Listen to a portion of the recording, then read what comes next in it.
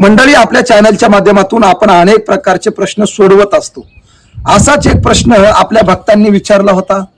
तो प्रश्न असा होता की आपण ज्या वेळेस एखाद्या मृत पावलेल्या व्यक्तीच्या अंत्यविधीसाठी स्मशानात जातो, म्हणजे अंत्यविधीच्या कार्यक्रमाकरिता आपण जात असताना आपण आपला स्वतःचा मोबाईल सोबत न्यावा का नाही?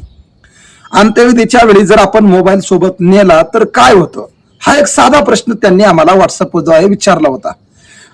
पण हा प्रश्न साधा जरी असला तरी याचं उत्तर मात्र फार मार्मिक आहे.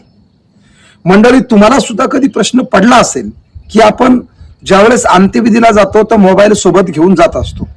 मग मोबाईल सोबत घेऊन गेल्यावरती नेमकं होतं काय आणि ते कशामुळे होतं? मोबाईल सोबत न्यायला पाहिजे का? या सगळ्या प्रश्नाचे उत्तर या व्हिडिओच्या माध्यमातून आपण जाणून घेऊया.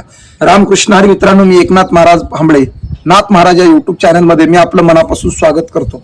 मित्रांनो, सगळ्यात महत्वाची गोष्ट जाणून घ्या की आता सर्रासपणे आपण मोबाईल कुठेही वापरत असतो, कोणत्याही कार्यक्रमामध्ये मोबाईल वापरत असतो. खरं पाहायला गेलं तर मोबाईल हा माणसाच्या जीवनातला एक अविभाज्य घटक बनलेला आहे. आता मोबाईल ही काळाची गरज झालेली आहे. पूर्वीच्या काळी हजारात एखादा मोबाईल असायचा, गावात एखादा मोबाईल असायचा, पण आता प्रत्येकाच्या हातामध्ये मोबाईल झालेला आहे, प्रत्येकाकडे मोबाईल आलेला आहे आणि या मोबाईलचा वापर माणूस त्याच्या पद्धतीने करू लागला. परंतु त्या भाविकाने काय प्रश्न विचारला की अंत्यविधीला जात असताना आपण मोबाईल सोबत न्यावा का नाही? तर मंडळी, हा प्रश्न त्यांना कशा काय पडला असेल त्याच मी तुम्हाला या ठिकाणी स्पष्ट विवरण करून सांगतो. बघा, आपल्या शास्त्रामध्ये अंत्यविधीचा एक नियम आहे. ज्यावेळेस आपण अंत्यविधीला जातो, अंत्येष्टीला जातो आणि स्मशानामध्ये जात असताना आपण त्या ठिकाणी भडाग्नी दिल्यावरती त्या ठिकाणी त्या चितेला त्या ठिकाणी पेटवल्यानंतर आपण घरी येतो आणि घरी आल्यानंतर सगळे कपडे आपले आपण त्या ठिकाणी धुतो, भिजवतो, अंग ओलं करून टाकतो. म्हणजे जेवढ्या वस्तू आपण स्मशानामध्ये नेलेल्या असतात त्या सगळ्या वस्तू आपण काय करतो? भिजवतो. त्याचं कारण काय असतं तर मंडळी, त्याचा दोष आपल्याला लागू नये म्हणून आपण भिजवतो. पण मंडळी, सगळ्या गोष्टी आपण भिजवतो, परंतु आपल्या हातामध्ये जो मोबाईल असतो त्याला आपण भिजवत नाही, त्याला आपण पाण्यामध्ये टाकत नाही. आणि म्हणूनच त्याचा काही आपल्याला दोष लागतो का असा प्रश्न त्या भाविकाला पडला होता. म्हणजे आपण स्मशानामध्ये मोबाईल न्यायला पाहिजे का नाही? तर मंडळी, सगळ्यात महत्वाचा विषय जाणून घ्या की आपण ज्यावेळेस अंत्यविधीला जातो, गरुड पुराण सांगतं की अंत्यविधीला जात असताना अंत्यविधीच्या आवारामध्ये, स्मशानाच्या आवारामध्ये त्या चितेला आपण अग्नी देत असताना त्या व्यक्तीची जी आत्मा आहे त्या अंत्यविधीच्या अवतीभोवती फिरत असते. ती आत्मा त्या ठिकाणी संचरण करत असते आणि स्पर्श करून सगळ्या व्यक्तींना ती आत्मा जात असते. प्रत्येकाला ती आत्मा त्या ठिकाणी स्पर्श करत असते, प्रत्येक माणसाला, प्रत्येक वस्तूला ती स्पर्श करते.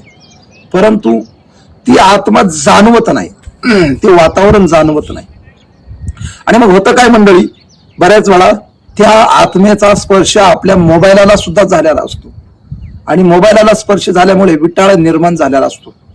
मग होतं काय, आपण सगळ्या गोष्टी त्या ठिकाणी घरी गेल्यावरती धुवून टाकतो, आपण सुद्धा आंघोळ करतो, आपण सुद्धा सुचिरभूत होतो, आपण सुद्धा गोमूत्र शिपडतो, परंतु आपला जो मोबाईल आहे त्या मोबाईलला मात्र आपण शुद्धीकरण करत नाही.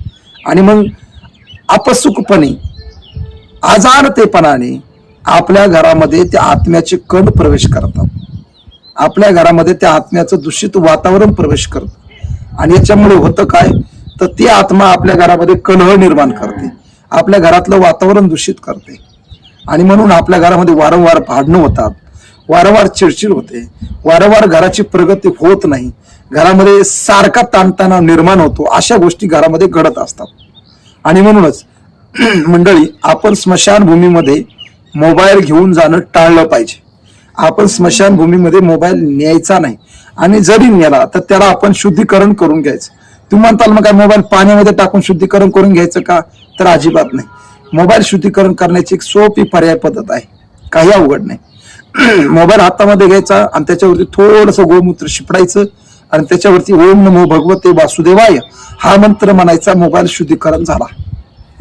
अशाच पद्धतीने कोणत्याही प्रकारचे यंत्र किंवा कोणत्याही प्रकारचे वस्तू स्मशानामध्ये नेल्यावरती आपण त्या शुद्धीकरण करून घेणं गरजेचं आहे, नाहीतर त्याचा आपल्याला दोष लागतो.